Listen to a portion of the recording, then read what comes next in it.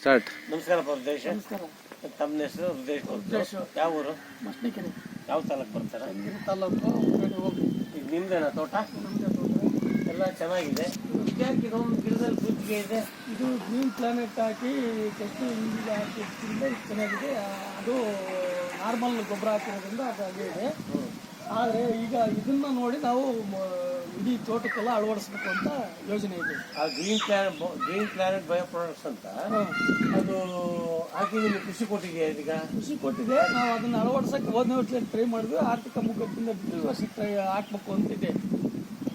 ಅದು ಹಾಕಿ ನಿಮ್ಗೆ ಉತ್ತಮ ಆಗುತ್ತೆ ಅನಿಸ್ತದ? ಇದು ಬೇರೆ ಹಂಡು ಪಿರ್ಕ ಅವೆಲ್ಲ ಬರ್ತಾ ಇಲ್ಲ, ಅರಳು ಉದ್ರಲ್ಲ. 8ರಿಂದ 10 ಕುಂಚೆ ಹೋದ ವರ್ಷನೂ ಬಂದಿತ್ತು, ಈ ವರ್ಷನೂ 8 ಕುಂಚೆ ಇತ್ತು.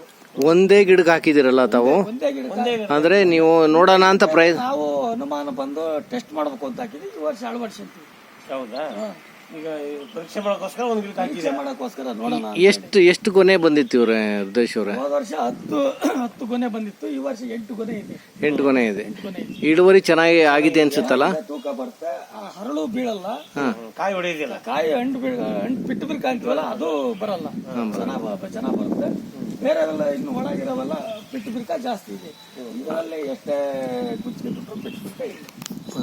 ಈಗ ಮುಂದೆ ಈ ಒಂದು ಫುಲ್ ನಿಮ್ಮ ತೋಟಕ್ಕೆ ಇದನ್ನು ಯೂಸ್ ಮಾಡ್ಬೇಕು ಅಂತ ಈಗ ಅಳವಡಿಸ್ತೀನಿ ಡಿಸೆಂಬರ್. ಬೇರೆ ನಿಮ್ಮ ಸಹಪಾಠಿ ರೈತರಿಗೆ ಏನ್ ಹೇಳ್ಬೇಕು ಅಂತ ಇಷ್ಟಪಡ್ತೀರಾ? ಎಲ್ಲರೂ ರೈತರಿಗೆ ಯೂಸ್ ಆಗಂತ ಕೆಮಿಕಲ್ ಕಂಡುಹಿಡಿದವರು. ನಾವು ಯಾವ ಕಂಪನಿನೇ ಲಿಮಿಟ್ ಆಗಿ ಮಾತಾಡಲ್ಲ. ಆದರೆ ನಾವು ಈಗ ಕೊಟ್ಟಿದ್ದು ಎಲ್ಲ ಕಡೆನೂ ದನಿ ಕರುಗಳು ಕಡಿಮೆ ಇರೋದ್ರಿಂದ, ಕೊಟ್ಟಿಗೆ ಗೊಬ್ಬರ ಕಡಿಮೆ ಸಿಗೋದು ಅಭಾವ ಇರೋದ್ರಿಂದ, ಆಮೇಲೆ ನಾವು ಕೋಳಿ ಗೊಬ್ಬರನ ಏನೋ ತರ್ತೀವಿ, ಮಣ್ಣು ಅದು ತುಂಬಿ ಅವರು ಡೂಪ್ಲಿಕೇಟ್ ಮಾಡೋದ್ರಿಂದ ಇದನ್ನು ಅಳವಡಿಸಿದ್ರೆ ಡೈರೆಕ್ಟ್ ಇಂಜೆಕ್ಟ್ ಆಗೋದ್ರಿಂದ ಉತ್ತಮ ಆಗುತ್ತೆ ಅಂತ ನನ್ನ ಅಭಿಪ್ರಾಯ.